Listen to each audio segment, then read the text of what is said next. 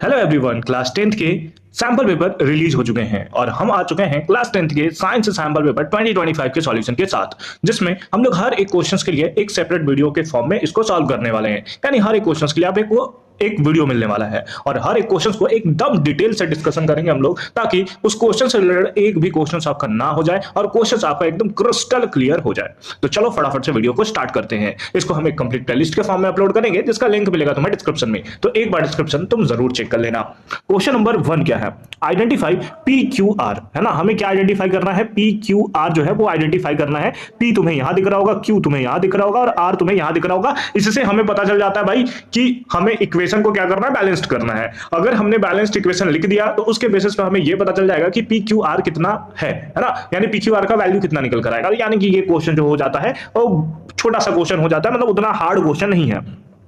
तो आ जाओ, यहां पर लिखा हुआ है PbNO3, है ना। लेड नाइट्रेट है, ये हमारा चैप्टर नंबर 1 में आपने पढ़ रखा होगा, थर्मल डिकम्पोजिशन, है ना। उसी का ये एग्जांपल तुम्हें देखने को मिल रहा है, एक्टिविटी में भी था ये क्वेश्चन, ठीक है। तो PbNO3 का होल ट्वाइस है, ये प्रोडक्ट का फॉर्मेशन करता है PbO प्लस NO2 और उसके साथ साथ किसका फॉर्मेशन करता है? O2 का फॉर्मेशन करता है। अब इसे हमें बैलेंस्ड करना है। आ जाओ बैलेंस्ड करते हैं। हालांकि अगर आप तुम बुक में देखो तो हिट एंड ट्रायल मेथड ही आएगा, जिसमें रिएक्टेंट के नंबर एक तरफ लिखते हो, प्रोडक्ट के नंबर एक, ऐसा हमें कुछ नहीं करना, डायरेक्ट हमें सॉल्व करना है। MCQ बेस्ड क्वेश्चन है भाई, क्यों इतना दिमाग खराब कर रहे हो? देखो यहां पर PB कितना है, रिएक्टेंट में 1 है, प्रोडक्ट में कितना है, 1 है, ठीक है। अभी के लिए तो ये बैलेंस्ड है। अब यहां पर NO3 देखो तो ये होल ट्वाइस है, यानी कि 2 से मल्टीप्लाई है ना। तो इस बेसिस पे नाइट्रोजन हमारा कितना हो गया? तो इस साइड नाइट्रोजन 2 हो गया, नाइट्रोजन कितना हो गया? 2 हो गया। और ऑक्सीजन पहले से 3 था, 2 से मल्टीप्लाई हो गया, यानी कि ऑक्सीजन 3 2 जा कितना हो गया? 6 हो गया, मल्टीप्लाई हो जाता है ऐसा, है ना। 6 हो गया। नाइट्रोजन कितना है? 2। फिलहाल के लिए हम लोग नाइट्रोजन से पहले इधर लगा लेते हैं कितना? 2 लगा लेते हैं फिलहाल के लिए, है ना। हो सकता है आगे चेंज होता है,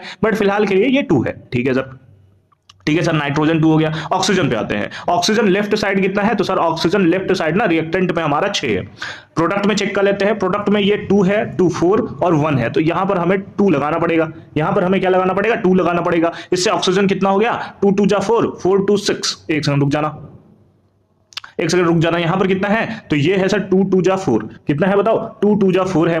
यहां पर ऑक्सीजन चेक करो तो 2 6 है। यहां पर ऑक्सीजन चेक करो तो 1 है, यानी कि टोटल जो है यहां पर 7 ऑक्सीजन हो गया। लेफ्ट साइड तुम्हारे पास केवल और केवल 6 ऑक्सीजन था। राइट साइड तुम्हारे पास कितने ऑक्सीजन हो गए? तो राइट साइड हमारे पास 7 ऑक्सीजन हो गए। बहुत दिक्कत है भाई, बहुत दिक्कत है, कोई बात नहीं। यहां पर हम लोग फिलहाल के लिए 2 यूज करते हैं।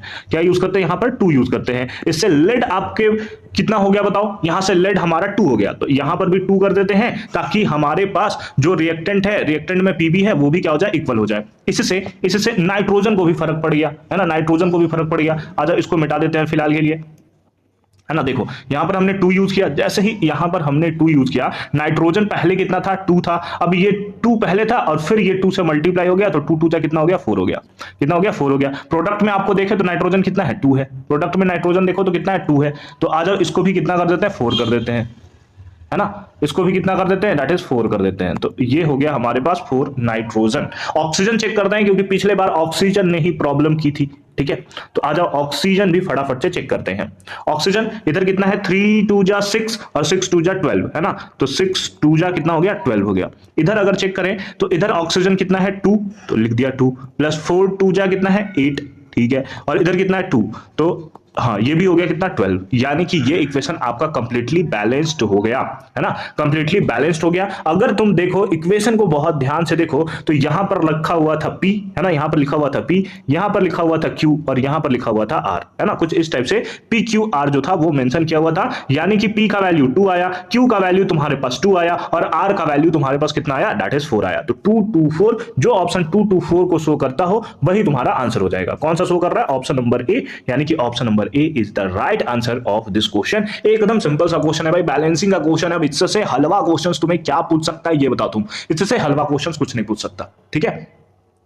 ठीक है, तो चलो आई होप कि तुम्हें ये कॉन्सेप्ट एकदम समझ में आया होगा, एकदम क्लियर फॉर्म में समझ में आया होगा। बाकी मिलते हैं नेक्स्ट वीडियो क्वेश्चन नंबर 2 के सॉल्यूशन के साथ। कंप्लीट प्लेलिस्ट का लिंक मिलेगा तुम्हें डिस्क्रिप्शन में, तो एक बार डिस्क्रिप्शन तुम जरूर चेक कर लोगे।